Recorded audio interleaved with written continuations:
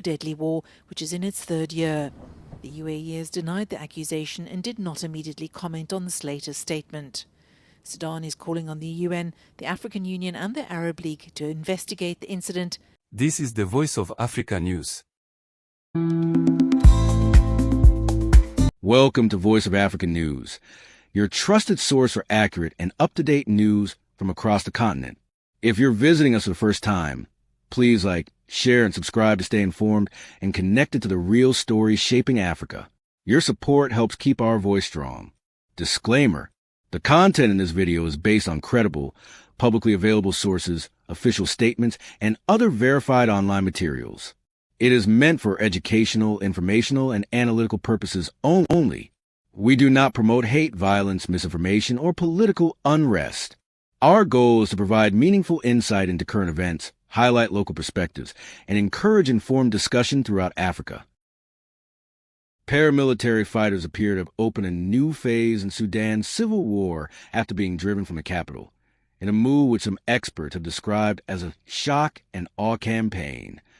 Just weeks after the army celebrated the recapture of Khartoum, its foe, the Rapid Support Forces, RSF, launched a series of unprecedented drone strikes on Port Sudan in the east of the country. The attacks have led to worsening power blackouts, as well as city residents facing water shortages. It's a level of power projection within this region that we haven't seen yet, says Alan Boswell, the Horn of Africa expert for the International Crisis Group. I think it raises the stakes quite a bit, he added. The barrage of attacks on the wartime capital and humanitarian hub signals that the RSF is determined and able to carry on the fight despite significant territorial losses. And it has showcased the growth of advanced drone warfare in Africa. Drones have played an increasing role in the conflict, which has entered its third year. The war began as a power struggle between the Sudanese Armed Forces, SAF, and the RSF, and has drawn in other Sudanese armed groups and foreign backers, plunging the country into what the UN calls the world's worst humanitarian crisis. Unmanned aerial vehicles, UAVs, helped the army advance earlier this year, and the RSF escalated its own use of drones as it was pushed out of central Sudan, especially Khartoum, back towards its traditional stronghold in the west of the country. In recent months, the paramilitaries have stepped up drone strikes on critical civilian infrastructure in army-controlled areas. That continued on Wednesday night with attacks on 3 power stations in the city of Omdurman, which lies across the Nile River from Khartoum. The damage has caused widespread electricity outages in the capital region. But it was the RSF's sustained strikes on Port Sudan, until now seen as a safe haven home to government officials, diplomats, and humanitarian organizations, that underlined a shift in strategy to a greater emphasis on remote warfare, and aim to demonstrate strength. The RSF is trying to show that they don't need to reach Port Sudan by land in order to be able to have an impact there, says Sudanese political analyst Khalid Khair. The group is trying to achieve a narrative shift away from the triumphant SAF that took over Khartoum, she says. It is saying to the Sudanese armed forces, you can take Khartoum back, but you'll never be able to govern it. You can have Port Sudan, but you won't be able to govern it, because we will cause a security crisis for you so large that it will be ungovernable. They want to unequivocally show that the war is not over until they say so. The paramilitary group has not directly addressed the Port Sudan drone attacks. Rather, it has repeated its assertion that the SAF is supported by Iran and accused the armed forces of targeting civilian infrastructure and state institutions, calling the military strikes on Khartoum and RSF-held areas in the west and south of the country war crimes. Both sides stand accused of war crimes, which they have denied, but the RSF has been singled out over allegations of mass rape and genocide. The change in its tactics may have been triggered by battlefield necessity, but is possible because of technological advancement.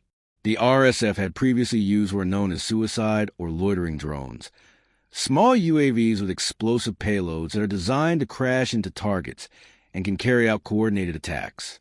It seems to have deployed this method in Port Sudan, with the commander of the Red Sea military zone Maju Bushra describing a swarm of 11 kamikaze drones in the first strike on a military airbase.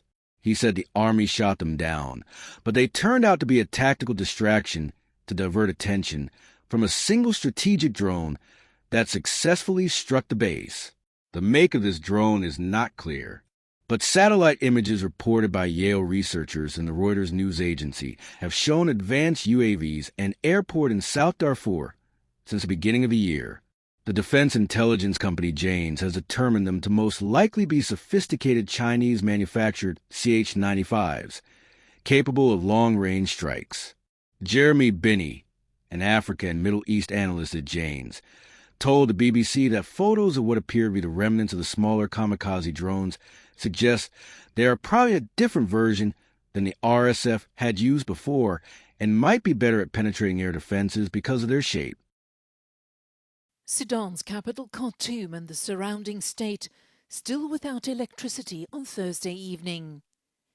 The area was hit by an unprecedented barrage of drone strikes overnight Wednesday, knocking out the power supply. The attack comes just weeks after the army celebrated the recapture of the city. Experts say the paramilitary Rapid Support Forces appears to have opened up a new phase in Sudan's civil war, which has entered its third year. It switched tactics from ground assaults to long-distance drone attacks on power stations, dams and other infrastructure in army-held territory. On Wednesday, the RSF attacked 3 power stations in the city of Omdurman across the Nile from Khartoum. But it's also repeatedly hit the wartime capital of Port Sudan, which up until now has been seen as a safe haven for government officials, diplomats and humanitarian organizations. The war's devastated Sudan, pushing more than 13 million people out of their homes and spreading famine and disease. Tens of thousands of Sudanese have died in the fighting. Sudan has accused the United Arab Emirates of carrying out a drone attack on the wartime administrative capital of Port Sudan earlier this month. Speaking in New York on Monday, Khartoum's ambassador to the United Nations, Al-Harith Idris, alleged the operation was launched from a UAE military base with support from Emirati naval vessels in the Red Sea. It's the first time that Sudan has accused the Gulf state of direct military intervention in its civil war against the paramilitary Rapid Support Forces. Khartoum recently cut diplomatic ties with the UAE, accusing it of arming and funding the rebel group in the deadly war, which is in its third year. The UAE has denied the accusation and did not immediately comment on this latest statement. Sudan is calling on the UN, the African Union and the Arab League to investigate In an historic the incident milestone for and Burkina hold those Faso and a responsible proud moment accountable. for women in the armed forces, Lieutenant Maurice Traore has become the country's first ever female jet fighter pilot. Traore's achievement has been hailed as a groundbreaking step forward, not just for Burkina Faso's military, but for gender equality across the region. Her determination, discipline, and courage have taken her from rigorous training to the cockpit of a fighter jet, soaring through barriers that once seemed insurmountable. The young pilot has quickly become a national symbol of inspiration, proof that the skies are not the limit for women with ambition and resolve. While the First Lady of Burkina Faso is not a jet fighter pilot, she has expressed strong support for the advancement of women in the military and other traditionally male-dominated fields, praising Traore's accomplishment as a beacon of hope and pride for the daughters of our nation. Lieutenant Traore's story is not just about aviation. It's about breaking boundaries, challenging norms, and writing a new chapter in the history of Burkina Faso. Stay with us. More news after the break.